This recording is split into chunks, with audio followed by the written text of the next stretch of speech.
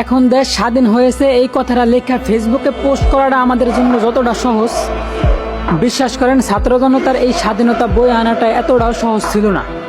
পুলিশের গুলির আওয়াজে দরজা বন্ধ করে ঘরের মধ্যে বসে থাকাটা আমাদের জন্য যতটা সহজ ছিল, বিশ্বাস করেন রাজপথে থাইকা নিজের অধিকারের দাবিতে জীবন দেওয়াটা ছাত্র ভাইদের জন্য এতটাও সহজ ছিল না।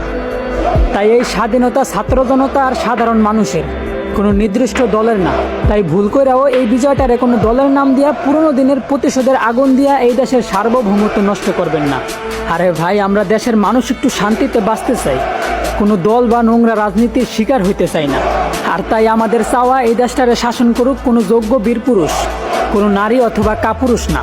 আরও শৃঙ্খলা করতে পারেন যদি সাধারণ মানুষরা আবারও রাজপথে দেখতে চান, কারণ এমন যুদ্ধ আমরা হাজারবার করব যতক্ষণ না এই দেশের রাষ্ট্রীয় ধর্ম হবে ইসলাম আর বিধান হবে আল কোরআন।